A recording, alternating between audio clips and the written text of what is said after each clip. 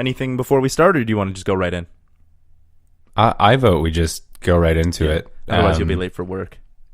Yeah. And it's your first day on a new job, right? Sort of. I mean, I've worked there before. It's one of these contract things. Oh, okay. I'm only on this show for 2 weeks, so it's actually not that bad. What's the show? I have no idea. Oh, okay.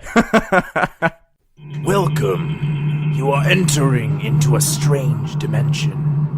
A dimension where narratives from across space and time come together. Narratives that could have, might have, or should have been all exist here in one space. This is CineCasters Ultimate Timeline. All right. Welcome to CineCasters Ultimate Timeline. I am Nathaniel Draper, and joining me is my good friend Andrew DeYoung. Hey, how you doing? And this is the show where we watch movies, talk about them, and come up with alternate versions for how they could have been even better movies. And this week, we are doing The Matrix. Yeah. I'm not going to lie. When you said The Matrix, I was like, why The Matrix? Like, that movie is already really, really well-renowned. Like, it's just... like, why did you pick The Matrix? Yes, I figured there were going to be people who ask this because it is renowned as a classic, and I certainly think it's deserving of that. However, over the years, as I have watched it more and more, certain things about it have bugged me. Mm-hmm. And I think there is a way this movie could be even better.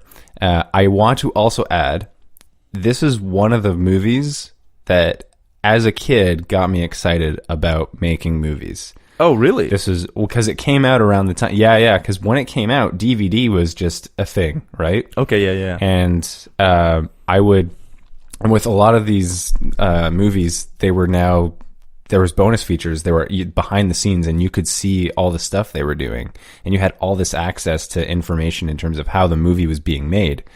And this was one of the first movies that I saw and went, wow, I want to do something like that. That looks so cool. That's awesome. Part of that was also the visual effects. I mean, I saw it as a kid. I mean, I was probably like 9 or 10 when it came out. Yeah. I didn't see it in theaters. I didn't see it till it came out on DVD, but it really blew me away. So it's a movie that I have, it does have a special place in my heart.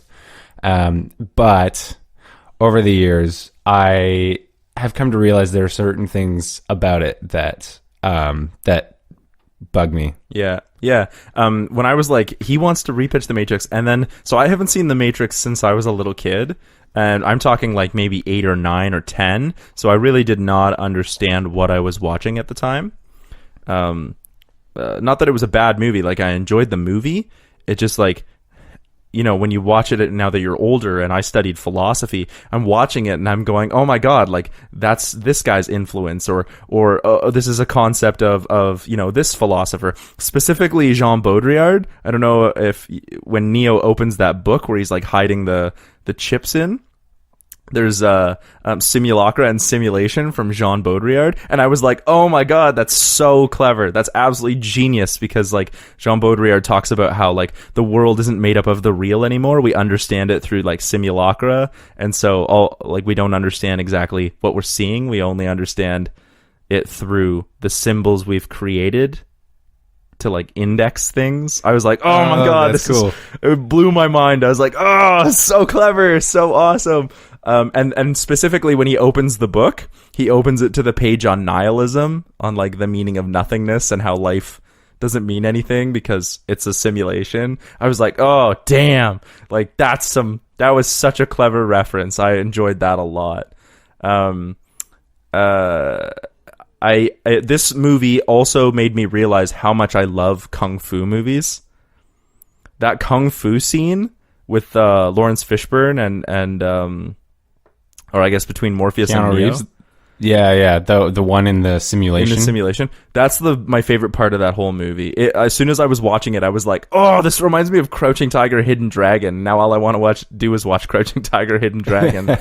Or Hero, or like any other, you know, like beautifully shot kung fu movie. I was like, oh, I want to just go watch Drunken Master by Jackie Chan. Or like, it was, I don't know, it just made me think about that. I'm just trying to think of any other thoughts that I had.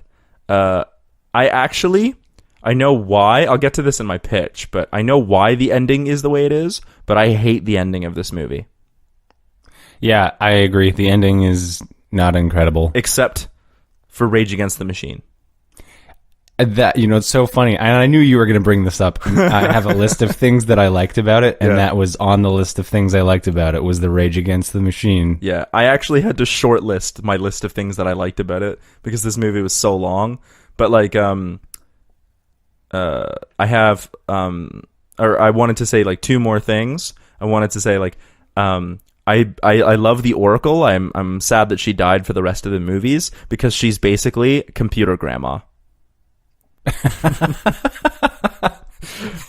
Yeah. She's just computer grandma. And then the last thing I wanted to ask is, how do Morpheus's glasses stay in place? Yeah, okay. I had never really noticed that or thought about it before, but there's the scene. It's when they're leaving the Oracle's house. Yeah. He goes to put his glasses on, and you realize he just sort of sticks them on his face. Sticks them on his nose? Do they like clip in place? Are they like spring locked? Yeah, I don't know. Yeah, it was pretty cool. I mean, they look awesome. They're dope. They're like pretty badass. Yeah. Yeah. But yeah, for someone who's running around and being shot at and having to dodge bullets, it's amazing. They don't stay on his face, actually. Maybe he gets a new pair every time he goes into the Matrix. Yeah, maybe he does get a new pair every time he goes into the Matrix. He's like, these are temporary. So he's like, they don't need the little handles. Yeah, I did feel like there was a plot hole. It's not an actual plot hole. It's just like something funny that I thought. But like, I felt like at any time, the agents could have just run a search program for anyone wearing leather and found, like, you know what I mean? Just run search protocol for anyone wearing leather. Oh, hey, those are a bunch of people wearing weird leather outfits. Maybe they're, not actual humans, because nobody else wears that much leather. Like, it's ridiculous. It's possible that that's actually what they do, because it feels like whenever they're in the Matrix, they get found pretty quickly. They're usually almost always on the run while they're in the Matrix. Yeah, it's true. So I just assumed it was because the agents had like a cell phone tracer or whatever to like see for links that are linked to the Matrix from the outside.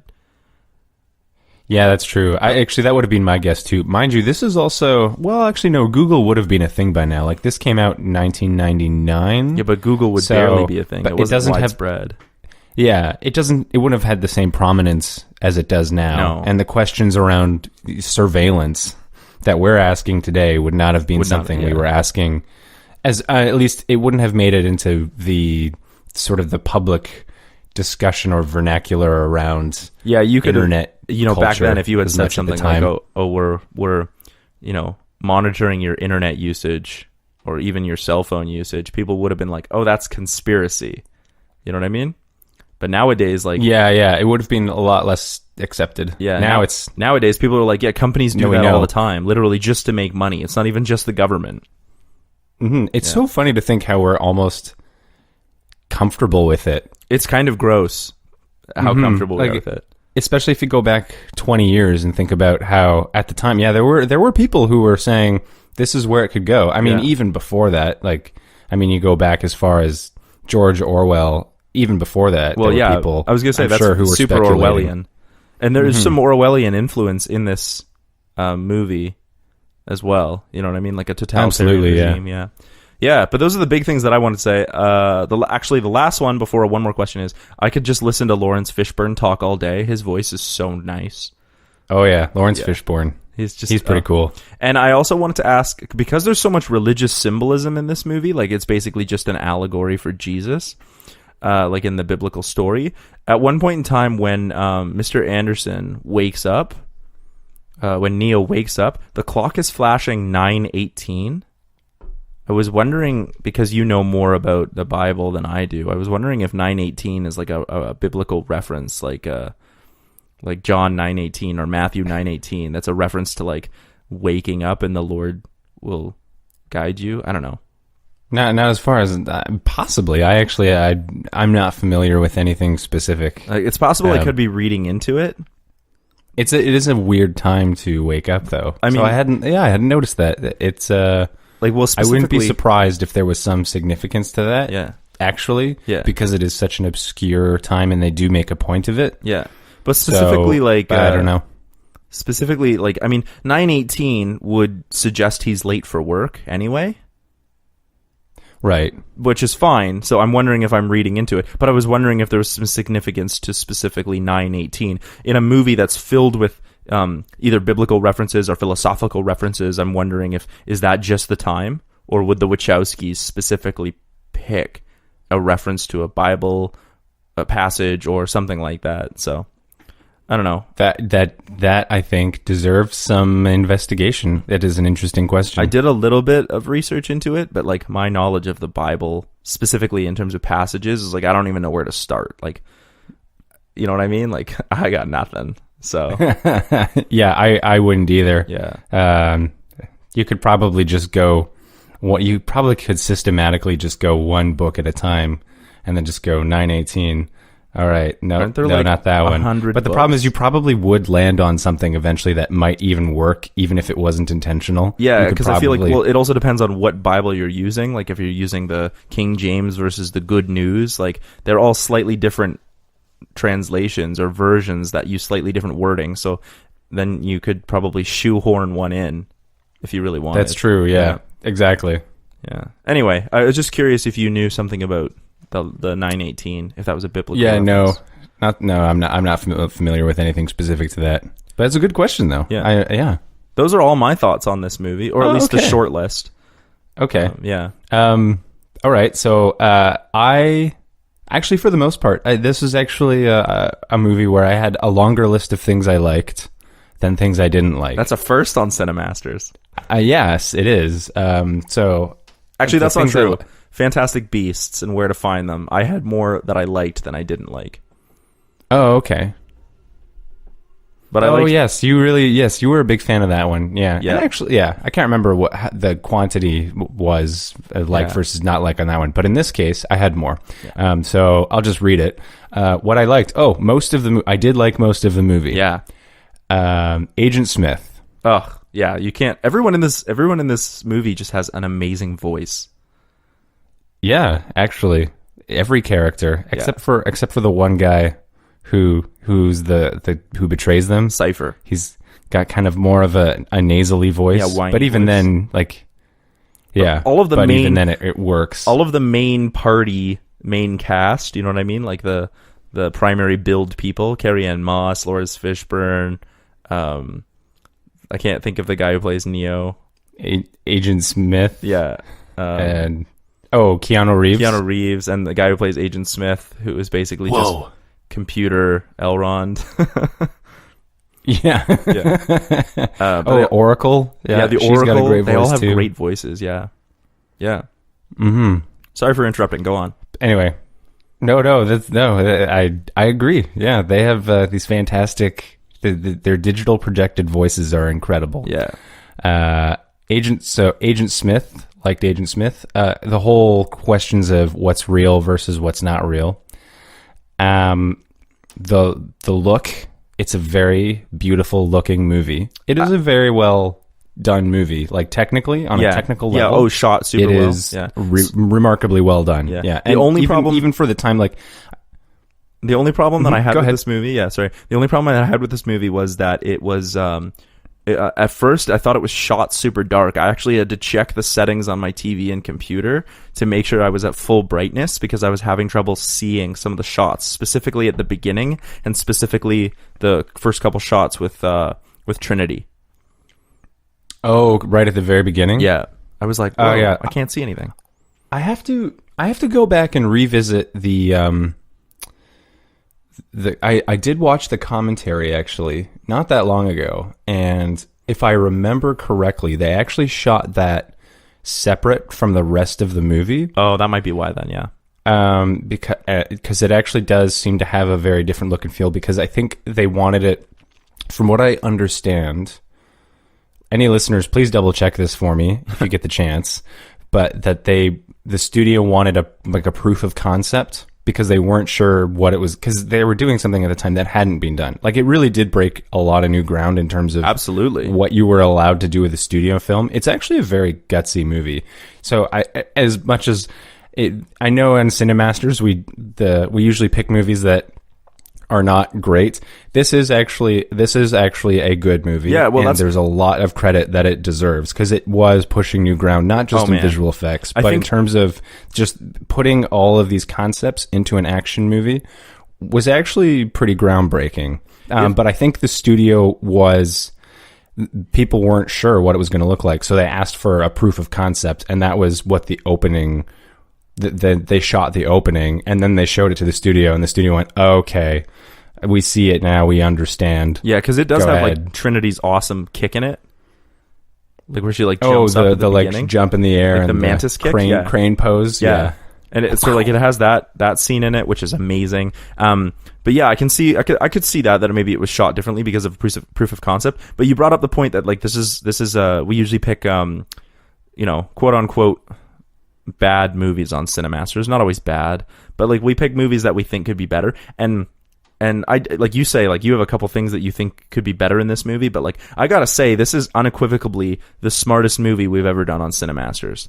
I would agree. It is an action movie that has so many extra concepts included in it. Like from philosophy to religious allegory to like it is without question the smartest thing we've ever looked at. And that's why when you first said The Matrix, you're like, we're gonna do The Matrix. I was like, are you crazy? Like that movie is well renowned. But I'm kind of glad you did because it gave me a chance to watch it again. And I was like, man, this movie is so dope. This movie is so amazing. And so, like, I'm really glad you did pick it. And because I wound up coming up with a pitch that I really think is great. But yeah, I did want to say like, this is a very, like, just because we're doing it on CineMasters doesn't mean it's not a good movie. Doesn't mean we don't think it's a good movie. We just think we want to talk about, really, we just want to talk about it. Yeah, I guess so. Yeah, yeah. There is actually. So I'll go on to the list of things that I don't like. Oh, the only other thing I had on my list of things I liked, which we talked about, was Rage Against the Machine. Yeah, I love Rage Against the Machine. Yeah, they're one of my favorite musical groups ever. I would agree with that. Yeah, they're just amazing. Yeah. So things I don't like. So basically, for me, I've talked to a lot of people over the years about this. For me, the movie is great right up until the moment when they're going to go back into the Matrix after Morpheus has been kidnapped. Yeah. And they're in the room with like all the guns are on the shelves. Yeah. And Trinity says, no one's ever done anything like this before. And Neo says, that's exactly why it's going to work. Right at that moment, the movie it just drops for me. Really? Okay. Yes. Why? Right at that moment. First of all, because I think it's a stupid line. Okay. Sorry. Yeah. But after that point, all of those really smart ideas kind of just get pushed to the side, and it becomes a ridiculous action movie with some great action scenes, with some great scenes. Yeah. But here's another thing too. As I have been getting older, as you do in life, Yeah. Violence on screen bothers me more and more. Interesting. Even if it's in a virtual reality, excessive violence has become something that really turns me off of something. Yeah. And I feel the next scene where they just walk into this building and just start shooting a bunch of people Yeah. is really, A, it's ridiculous. B, I don't see why they needed to do that when really they could have just had a program for a helicopter and flown it up to the window the whole time. Yeah. And at that point, it's really a go-for-broke rescue mission, which is poorly thought out, in which they're shooting people. They never talk about this, but this was something that is, even as a kid, I wondered about this. Like, are the police officers that they're killing, aren't those real people sleeping in pods somewhere? Yeah, so aren't they actually killing real people? If you die in the Matrix, you die for real. If you die in the game, you die for real. But I want to compound on that because I agree your statement about violence on screen. I have less of an issue with violence on screen, but what I have found is as I get older, I find gunfights in general less compelling. They're boring. You're just two people shooting at each other. You know what I mean?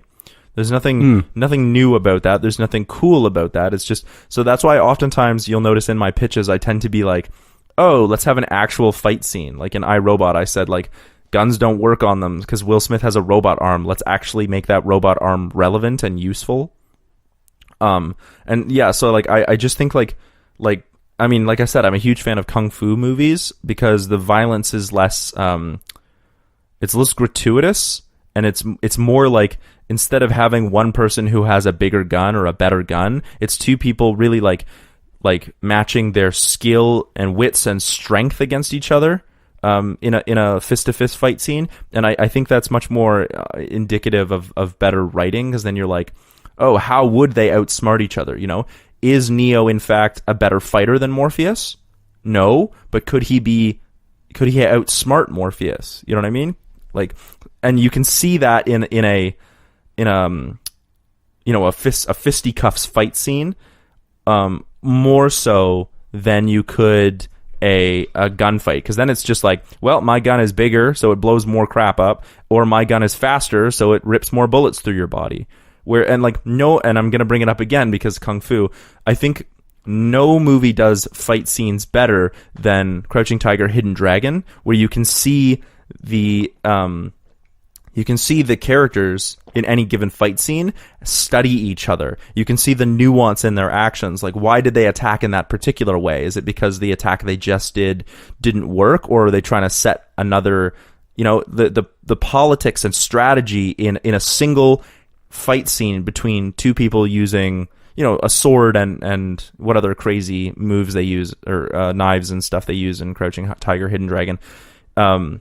It's so nuanced. The fight scenes are there's almost as much drama in the fight scene without talking as there is in any plot dialogue driven scene. But that doesn't happen in action movies. And I think The Matrix does, like, where you say that point where it fails is because we move into the third act action scene. The plot is over. We understand what's happening. Now it's just action. And that happens a lot in action movies. I think it even happens in the most seminal action movie, which is Die Hard. Yeah, actually, that's a good point too. I'm just trying to think. Yeah, Die Hard basically is, the third act basically starts with, I don't know, you could say it starts anywhere, but I'm thinking of the roof of Nakatomi Plaza blowing up. Or even just getting up to the roof, and just a little bit before that. But yeah, but but what's different with Die Hard, you have the ongoing politics outside with the FBI and the police. I mean, even Die Hard kind of is. I think it's a brilliant movie. I do too. But there is at some point you do have to, like, I do ask, like, is that a little excessive? Like, he's a hardcore, not nice guy. Yeah, he is. I think the difference in Die Hard is when you in Die Hard, they never really ask. They should ask, but they never really ask the question like, John, you are killing people. Like, you are, like, I know they're terrorists and they don't deserve, but they're still human. They should deserve our empathy. And when you kill someone, you can't bring them to justice. They're just dead, right? There's no justice in that. Yeah. So that would be too intellectual for that era of action movie. I know, and that's such a good action movie. But I think you're right. It is a great action movie. I do not want to take away from Die Hard. I think it is. Yeah. It is my favorite Christmas movie, and it's not a Christmas movie. Okay, we'll just agree to disagree on that. But I do agree with The Matrix. Like I think the question should be asked. Like, just because those people aren't woken up, they're still part of the Matrix. Which means if you kill them, do they die? Like, are we doing this to save one person just because it's Morpheus and he can get to Zion? Like let's weigh the ethics of, like, is Zion, all the people that live in Zion, are they worth all the people that live in the Matrix? Just because they know they don't live in the Matrix doesn't mean their life is worth more. Exactly, yeah. And I feel like that was something that has always bugged me about this movie in particular. And then the last note that I have for The Matrix, and this is something that's been written about quite extensively, is humans do not make efficient batteries. Yes, absolutely. I changed that in mine as well. The amount of energy, first of all, that's required to keep a human alive, essentially renders them highly inefficient as a power source. It's a decline, or what is that called? negative feedback loop. You're losing diminishing returns. That's the word I'm looking for. Exactly. Yeah. Now, here's something that's interesting.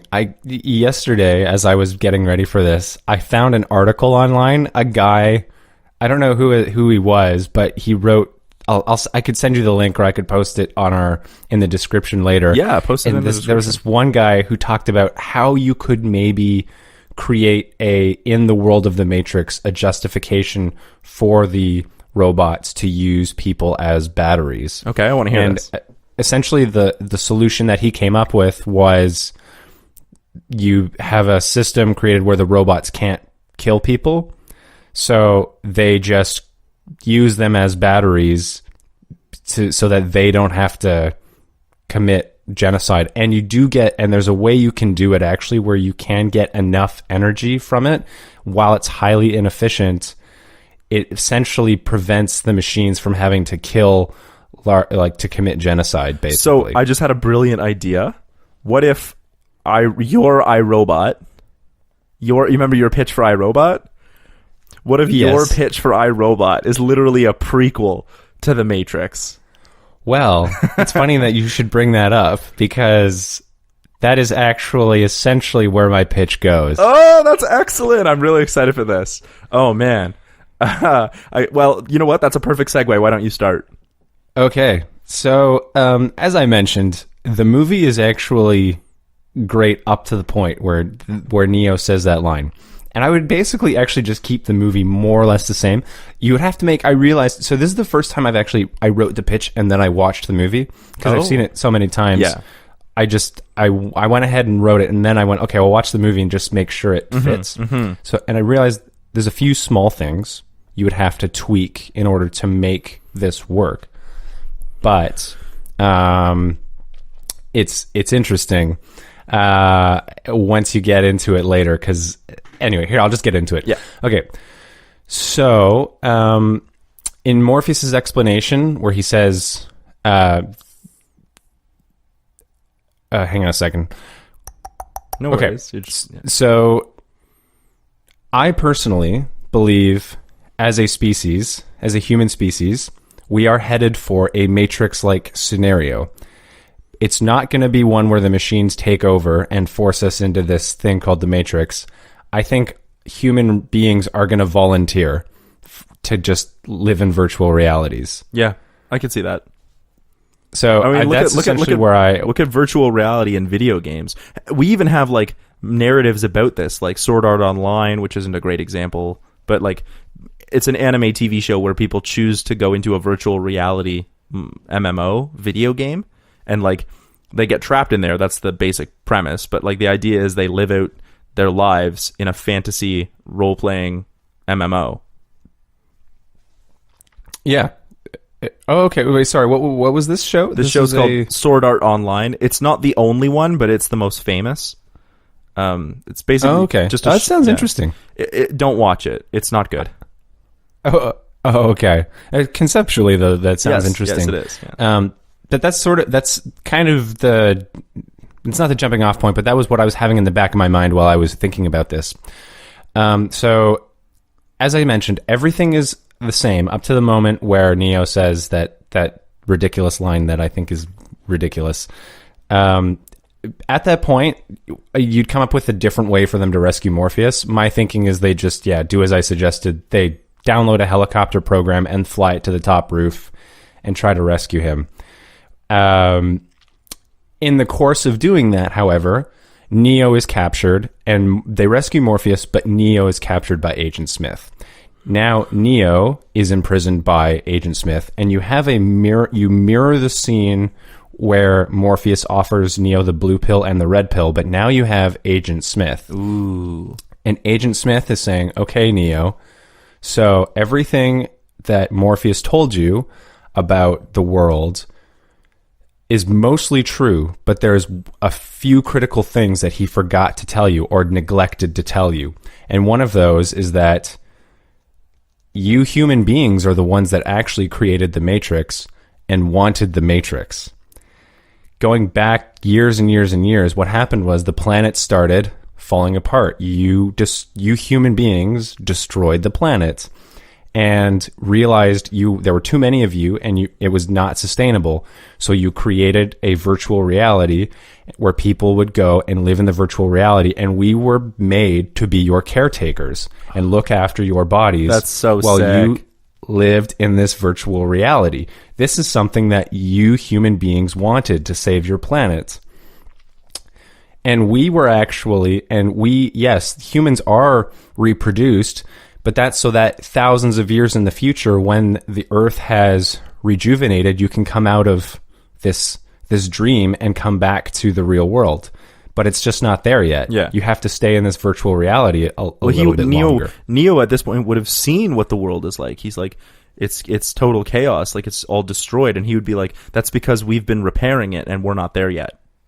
Exactly. And that's what the machine tells him. And then they said, and yes, and part of the reason why it's taking so long is because there were some people who didn't want to go into this virtual reality and fought back and blocked out the sky. You guys did that. You're the ones who ruined your planet. Why are you trying to now fight against us and leave the Matrix? In fact, you can't. Like, if all the human beings were to leave the Matrix, you'd end up exactly where you were before. Your plan is you're going to lose, and you're going to bring your species to destruction.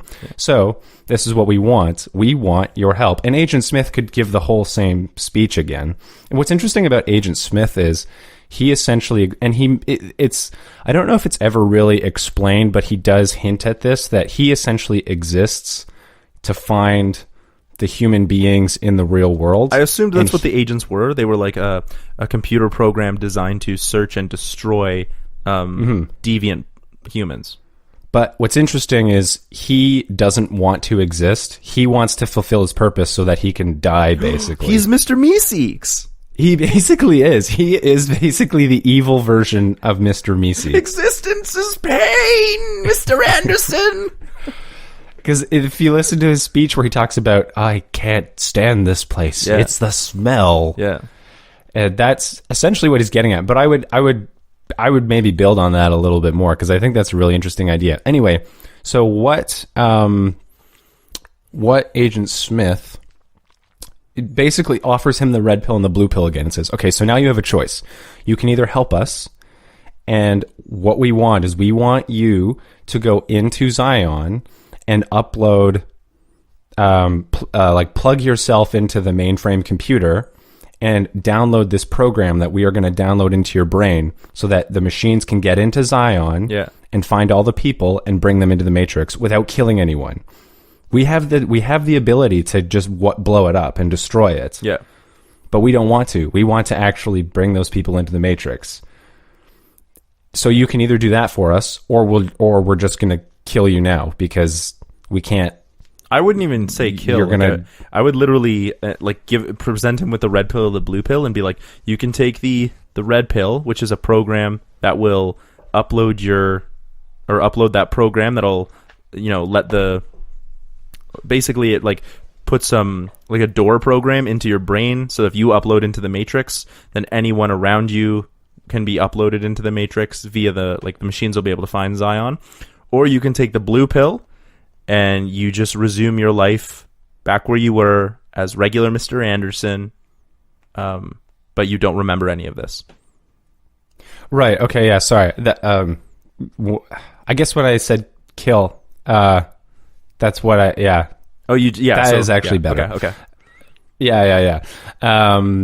No, actually, I didn't have that in mind, but that actually makes a lot more sense. That's a much better way to go. I just think if you're trying to show the agents as being benevolent, you know what I mean? This entire time. It makes more sense. It actually does make more sense. Yeah. Sorry, I didn't mean to interrupt. No, that's actually a good note. No. That's a good note. Thank you. But what was I going to say? Oh, yeah. And then in the other scenario where he goes and uploads his brain into Zion, when he comes back to Matrix, he forgets everything. Yeah. It'll be like, so in either case, it'll be like, you won't remember it. Yeah. So you can either help save the planet, or you can, and then go back into the Matrix, or you can go back into the Matrix and not help save the planet, essentially. Right. But in both scenarios, you forget everything. Yeah. So Neo says, all right, well, you don't know what he says. Ooh. But he goes, and then his friends come up, and his friends come back and rescue him. but you don't know. At this point, it's assumed that maybe he didn't say anything, but you don't actually know. But his friends come back and they rescue him, and then they're back in the real world, and then they go to Zion. And when he's in Zion, like, because Morpheus is still convinced that Neo is the one. Yeah. So Morpheus takes him back, shows him to everyone, shows him to the counselor or whatever, and all the while, Neo is starting to question.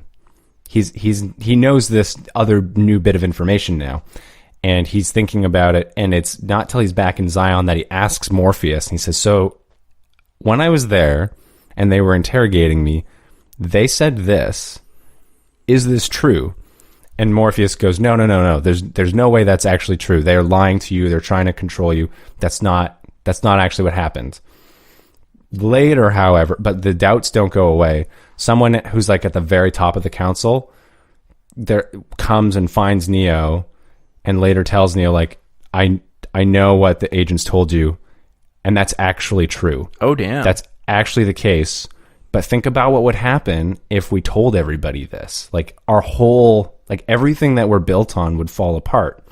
And we actually, we don't want to live in the Matrix. We want to live outside of the Matrix. And the machines are forcing us to go in. And we don't want that. Yeah. So this is our only chance as a species to actually be free.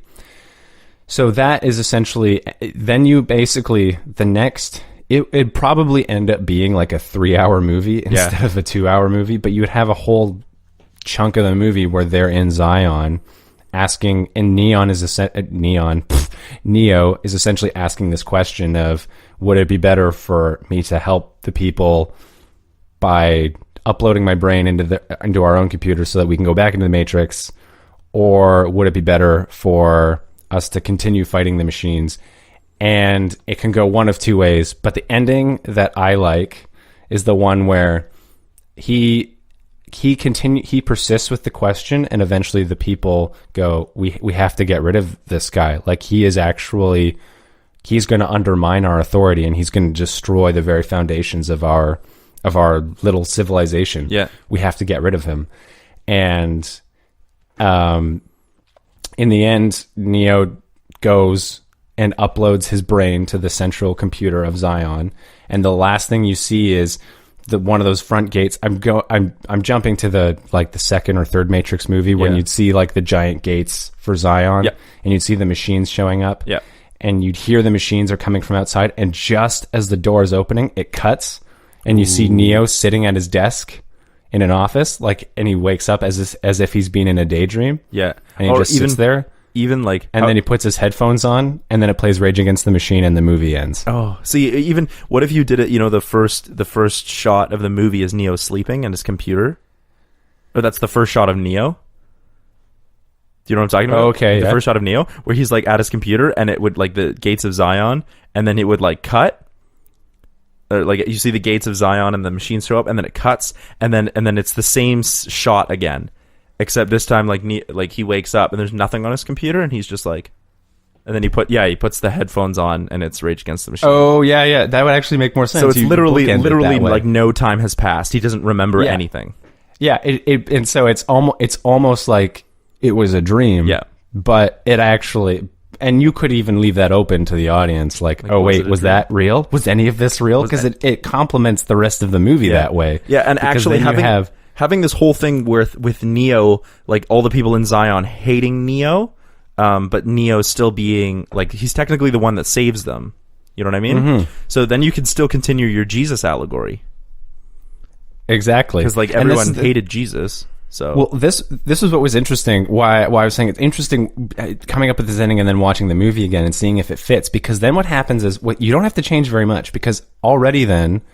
And actually, I thought it was more interesting if even Morpheus did know the truth and chose not to tell Neo. Ooh. Because then what happens, if you watch it again, it's almost, I feel like it actually, the movie almost was begging to go this way anyway, because there's all these questions, like all along they're saying, how do you know it's real? How do you know it's not real? And if Morpheus is lying, it actually complements that even further. Yeah. In fact, if all of Zion is built on a lie, it complements that even further. That's amazing.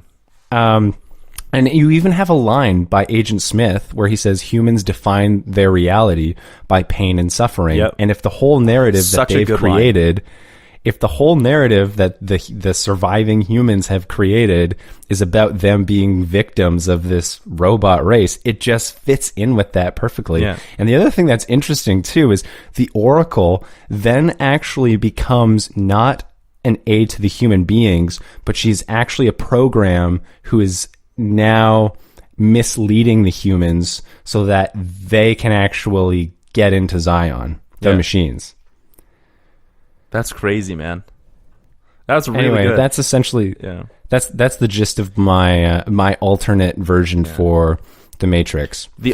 So essentially it gets around the using people as batteries because instead of using them as batteries, they're being looked after and cared for by machines. Oh, that's brilliant. That's really brilliant.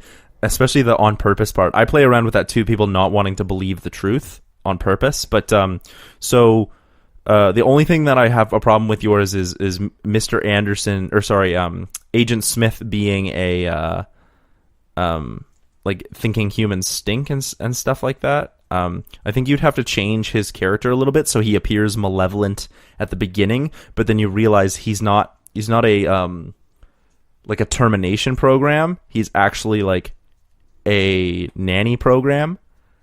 Like his job is to find. Oh, right. You know what I mean? So he doesn't hate humans. He's like, no, I don't hate you at all. What you're doing is detrimental to the entire goal that we were programmed for. You know what I mean? He's like, I'm not the bad guy. I'm here to protect you. And so I think you would have to change Agent Smith like in the back half, but make him appear evil in the first half. And the other thing that I would say is the other thing that I would say is you should almost have like the movie end with Neo having the choice, so mimicking the Morpheus scene with Agent Smith holding the two pills, and it like Neo like reaches in like he's gonna grab, you don't know which one he's gonna grab, and then have the first movie end there, and then open up with him being rescued in the second movie. Oh yeah, you could do that. Because otherwise, you'd have this huge long movie. I'm personally a fan of the big long epic movie. In fact, I would do it as like a classic like 3-hour movie where you have an intermission.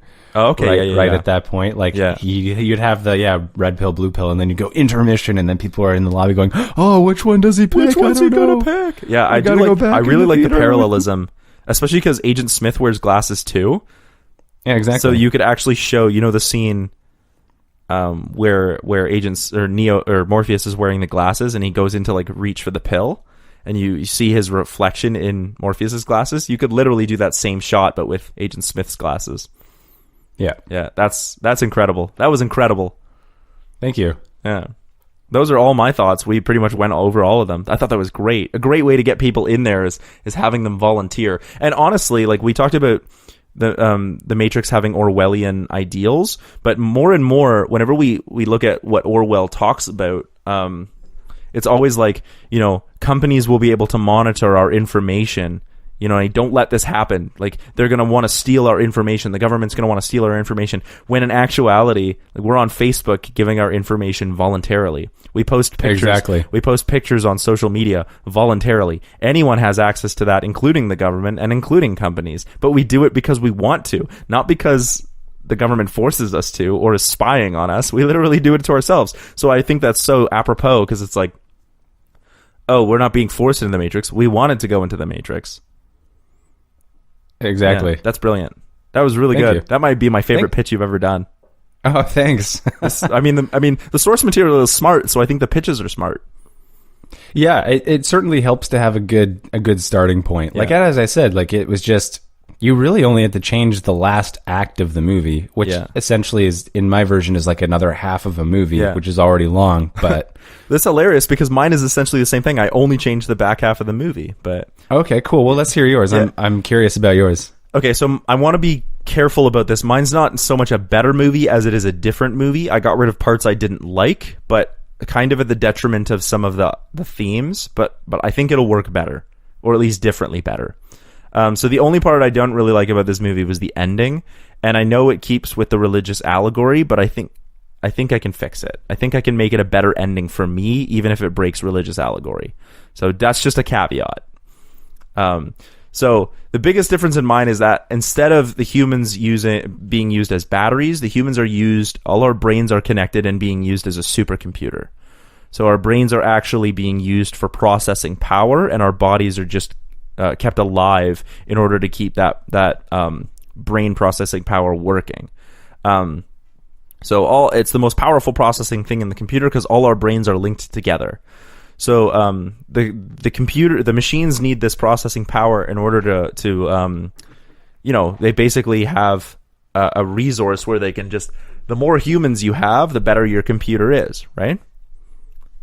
So like that's basically why they do. I couldn't quite figure it out, but maybe it's because the machines need a supercomputer, and this is an efficient way to do it, or because they need like human imagination, because humans have the capacity to imagine. They can imagine bigger and better machines, or simply just imagine new concepts that the machines can then use. So it's basically just like our supercomputer brain is basically just built for making cool stuff for the machines, better concepts, understanding the world. But it's basically a supercomputer and not a battery, because that's dumb. So, you with me so far? Yep. Yeah. So far, so good. Okay. So that means that Neo moves through the movie exactly the same as he has been, so there's no difference. But when we get to the scene where Morpheus is like turning on the television and we go inside the television, really well shot scene, by the way. Instead of Morpheus explaining what, like, all that, he's using the same scene, but he explains that the Matrix isn't a computer program. The Matrix is actually the collective consciousness of all the minds of all the humans put together. And we're all imagining like one collective consciousness, meaning that the world is a construction of the people who make it up. So it's all our like universally imagined, constructed world. So it's not like it's the machines have found a way to keep us locked in almost a dream state where we're collectively dreaming a reality, as opposed to a computer program that keeps us, complacent. Like, it's not so much a virtual reality as we're all dreaming the same dream all at once.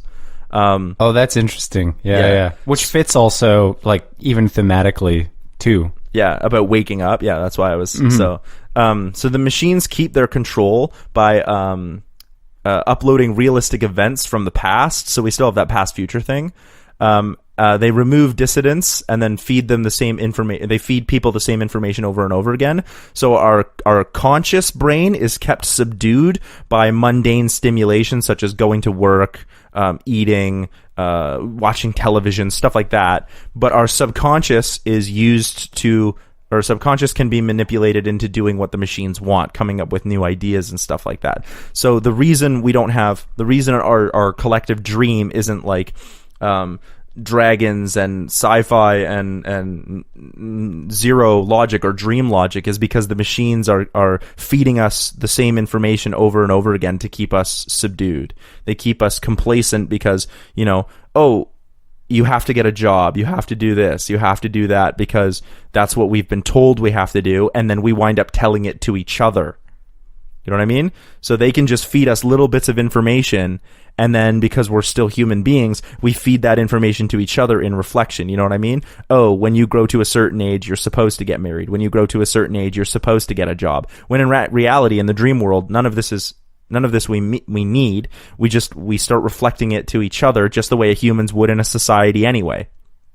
And so the machines play on that idea of our own subconscious, like echo chambers. You know what I mean? Like information echo chambers. You only hear the information you want to hear. And so, anybody who's like, we're all dreaming is considered a conspiracy theorist, because we've been told that how could this be a dream? And we've been told that you're supposed to get a job. And in reality, we're all dreaming. So this is how they keep us subdued. So instead of training programs like they had in there where they like upload those microchips and then you all of a sudden can learn Kung Fu, instead they're like bits of memories that have somehow been turned into basically it's someone's memory that they've put onto a disc, or and then you can put that memory back into someone's brain using machines and software, so that you, instead of like learning through a program, you're actually remembering someone else learning kung fu, and so you know it because you're remembering their memories. That's cool. Yeah, that's so you're remembering their that's memories. That's really trippy. I like that. So then now you can do anything because you're remembering somebody else learning kung fu, so you now know kung fu because you remember it. So yeah, I know kung fu. Yeah. So basically everything's the same, except it's not a computer program, it's a collective consciousness. Are we on board? You good with that? Oh yeah. Cool. Awesome. Yeah, I'm good. So the movie is continuing on the same way now, but now, so when Neo goes to see the Oracle, he is definitively not the one. Right? She straight up, there's no like, you have to know yourself, because like in the original movie, she basically goes, know yourself, and she's like, so I'm going to tell you something's interesting. What do you think it is? And he goes, I'm not the one. Right? But because they just had a conversation of know thyself, if he had said he was the one, then she would have been like, yep, you are the one. You know what I mean? Because of that scene. Based on that conversation, she basically is like, I can't tell you if you're the one or not. You have to tell you if you're the one or not. Like, it's the belief is there. Whether you believe or not. And I'm going to play more on that in mind. But in this one, he is definitively not the one. She straight up tells him, you're not the one, right? It's not you. You're just not. And so that happens. So then when Cypher doesn't want to believe and go along with what Neo or what Morpheus is saying. So I want there to be a scene when Neo finds out that none of this is real. He tries to tell some of the people in the Matrix that none of this is real, and he shows them definitive proof. Like, he basically uses, some way to show them definitive proof that they're living in this dream, and it's definitive, and we all see it. And as a moviegoer, you're like, yeah, that's proof. Like, I can see it. And people in the Matrix still don't want to believe. They just don't want to believe, even though it's staring them right in the face. They're like, nope. They just don't want to believe. And so Cypher is like those people. He doesn't want to exist outside of the collective consciousness anymore. Cool. So then when Morpheus is captured, just like Cypher and the group of people who don't want to believe, and they go to rescue him, that all plays out the same. When Morpheus and Trinity are safe, when they finally get back into the real world, Neo realizes that the training memories are actually bits of the Matrix. If the training memories are bits of the Matrix that can be stored and then, remembered by another person, the opposite might also hold true. So if you're in the dream, that means you're a part of the Matrix. So you could upload your own memories back into the Matrix, and you could change the system because you're a part of the system. So that's how he becomes like all powerful. So, you control the simulacra, you control the simulation. Or in other words, there is no spoon. You know what I mean? Yeah. The spoon only exists if we all collectively believe it. So if Neo's like, the spoon is bent, because he is a part of the Matrix, he makes up the collective consciousness, the spoon is bent. Right? Or there is no spoon. Then Neo is successful in killing an agent because he realizes that... because of the forced imagination on the collective consciousness, the agents are just they're like programmed into the collective dream to do the bidding of the machines, and so because they're part of the reality, he can just choose for them not to be there. He can just be like, nope, you know what I mean, and they're gone. Right? Yeah. But then he still gets killed. So he kills one of the agents. He only manages to kill one of them. So there's still two others that exist. But in the process of trying to kill the other two, Neo dies. So we can still have the Trinity scene where she loves him because it shows good humanism, and I think human versus robot versus belief is important. But Neo is dead, and he doesn't come back to life because he's not the one. But the real gift he gives them is the ability now that they can understand how to truly control the Matrix. If the Matrix is made up of our own collective consciousness, the more people who understand that they are part of the Matrix, the more people, or the more that they can change the Matrix. You know what I mean? It starts with small things, but and so I also would just want to have like the entire thing is belief. You know what I mean? Neo believes Morpheus believes that Neo is the one. Trinity believes, so all these people believe, and it is because Neo believes he can change the Matrix. He can change the Matrix, but in actuality, he's not the one. There is no one. Okay, I actually, that's really interesting. I like that. In fact, it seems maybe more in line with what I assume the Wachowskis were originally thinking of thematically. Because what I think is missing from my pitch, what you've included in yours, which is cool, is the whole that whole life as illusion, but how there are things like, I mean, in terms of philosophy, the one thing I would relate the movie to is manufacturing consent, where there's this whole mechanism around the world in which we live that is there to essentially control you. And I think, and this is also why I think Rage Against the Machine fits in the Matrix, is because really I think the Matrix isn't so much about virtual reality as it is so much about you being in the world and realizing there are a lot of other things that are there that are influencing your life, that are a part of this collective consciousness in a way. And the only reason they have power is because we have all collectively given them power over our lives. Right, exactly. So what I really tried to go for here is play up the whole idea of signs or simulacra and simulation by Baudrillard. So, you know, things have meaning because we give them meaning. So we are in a simulated consciousness and imagined reality. And that's a good, I like that. I'm going to use that word again. Imaginated. So we're in this, you know, reality that we've constructed that is essentially meaningless, but because we give it meaning, it has meaning, right? And then I wanted to play that idea against the religious allegory. So we still have the religious allegory, but it's because people believe in Neo, that gives them strength. Because Neo believes in the true nature of the Matrix, that gives him the ability to change it. And because those people who don't want to see the truth, they don't want to believe that the Matrix is a dream, they don't.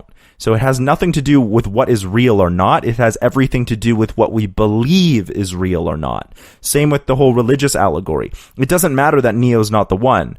What matters is that if you believe in it or not. And that's I thought that was kind of closer, even though Neo doesn't come back to life like Jesus, it's closer more in part to the faith that people have in religion rather than just a straight religious allegory. It's like Neo's not the one because there is no one. But if you believe he's the one, then he's the one for you.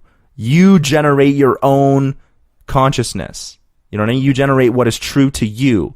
We just don't do it collectively the way... Well, we do it collectively through simulation and simulacra, but we don't do it through like a quote-unquote Matrix computer program collective consciousness that way.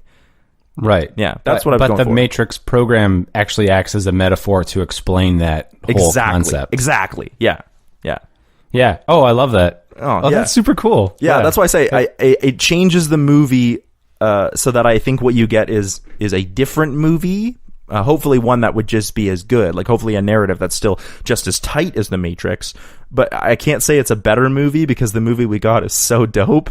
But I do think what my pitch is a different movie that I think has some really cool concepts, because I'm a huge fan of Baudrillard. I think what he talks about in terms of meaning and signs and simulacra, simulation, I think that could have been played up more, especially because they made a huge reference to it with that book. So...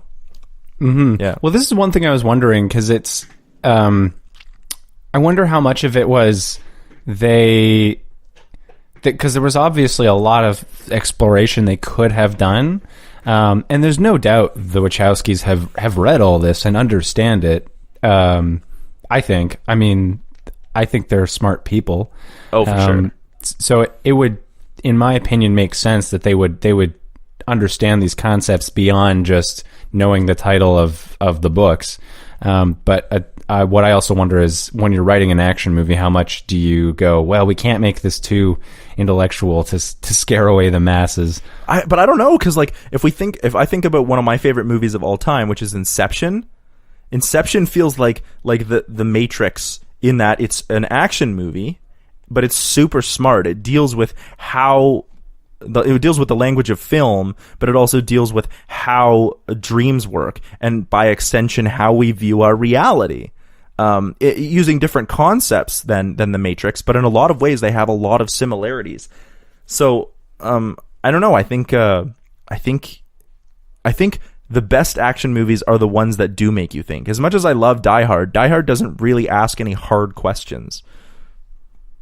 Yeah, that's true. And I don't think they necessarily and they don't have to be, as I was just saying like a minute ago, they don't have to be these like really deep, like academic papers about a certain concept by any mean. But the more they make you think, I think the better they get. Not that I do think so too. I mean, there definitely have been academic papers written about The Matrix and academic papers written about Inception, and I'm not saying that that's a bad thing. I just think like when you have an action movie that is smart and has those concepts, I think you get a better overall movie. It's like The Matrix is straight up an action movie, but it's super intellectual. It is, yeah. I do think. But I think we would both agree that the last half, or not the last half, the last maybe like third or a quarter of the movie sort of kind of becomes something else. Yeah, it pushes all of that kind of. That's why I wanted in my pitch. Yeah. In my pitch, I wanted that realization that Neo realizes, because I'm part of the consciousness, I can affect the consciousness, so I can change the reality. That would sort of bring that intellectualism back into the movie. The same way in Inception, we sort of, at the end of Inception, there's a couple questions. I mean, Christopher Nolan has the spinning top, literally to be like, is this a dream? Isn't this a dream? Are you living in a dream? Is everything a dream? You know what I mean? So the action never subverts or overtakes the intellectual components of the movie, the way I think it does in The Matrix. We lose some of that intellectualism in The Matrix. Right. And I certainly think there's something to be said about having these more the components to it that have more of a spectacle to it, cuz I mean it is a movie and you are sitting, they are meant to be watched in theaters, and I think there is something, I think it's cool to have scenes which are there purely for enjoyment. Yeah, Spielberg, as long as it doesn't act at the detriment of some of the other ideas. Yeah, Spielberg does that amazingly. He always has great shots, and so does Nolan. Right. Yeah, I would agree. Yeah, I was gonna say, I think I would love to have seen a version of The Matrix directed by Andrei Tarkovsky. Oh, what else has Andrei Tarkovsky done? I'm sure I've seen him. I'm just not familiar with the name. He's a Russian filmmaker. Okay. He died before. I think he died in the early 90s or late 80s. Russian filmmaker, did Stalker, Andrei Rublev, Ivan's Childhood, Solaris, the original Solaris. What else? You're going deep. Sacrifice. Man. But his films are very intellectual. Yeah. And he deals, Stalker especially is kind of this film about what's real. Crazy. Kind of the subconscious. Yeah. Driving our sense of reality. Yeah. And his films are very, like, they're art films. Yeah. So they're not for everybody, but he has actually landed himself in the history of film as being a very influential filmmaker. But a lot of people relate his style of filmmaking to like the experience of dreams. It really does. Like when you watch his movies, you like, they actually do sometimes put you to sleep, not because they're boring, but because you feel like you're dreaming. Like you really feel, because they follow sometimes a dream logic where things will just lead into the other. And while it's in a purely logistical sense, it doesn't really make sense, but because of the style and because it's related to dreams and that sensation of dreaming, you believe it. Yeah. It's that experience. Like, it's not like movies don't necessarily have to make sense in terms of like a plot structure. I think people who look for that in movies are because they're going to movies to be entertained, and sometimes a movie as an art form doesn't need to be simply entertainment. No, I agree. Yeah. I certainly think, and that's where I was saying, like, I think, I mean, you could tell the same story in different ways. It would just appeal to different audiences. Yeah. So in my alternative version of The Matrix, it's a lot more like a Tarkovsky movie with these really long shots of people like staring into reflections and if you could imagine watching steam rise off of their teacup or something like that. If you could imagine a world in which somebody else directed it. Yeah. Yeah. Awesome, man. I mean, there's so much more we could talk about, but we are hitting our timestamp marker. So unfortunately, I think that's all we have for today on The Matrix. I wish we could talk more. I could keep talking about this movie because I really do love this movie. This movie is so good. We'll definitely have to do it some other. Maybe we should look at Inception and see if we could change that. But like, this was just as an excuse to talk about. Oh, exactly. This was so fun to be like, what are the concepts that we want to explore here? This was so fun. This might be my favorite episode of CineMasters we've ever done. Like, just so smart. That was a pretty fast hour, I feel like. For sure, yeah. All right, man. I'm going to try this again. Okay, so you're Draper Nate on Twitter. No, it's Nate Draper on Twitter. Okay, Nate Draper on Twitter. I get it backwards all the time. Okay, so I always default to Draper Nate, but for some reason it was taken on Twitter, so I had to go with Nate Draper. Okay, and then of course, as always, you can find us on YouTube if that's where you're watching. We're also on Facebook. We're also on iTunes and SoundCloud, and if you leave us a comment or a thumbs up or a 5-star or whatever it is, a like, it helps us grow the channel and reach more people so we can tell them our ideas about movies, and you can listen to us talk for a long time. Yeah. Anything else you want to add? No.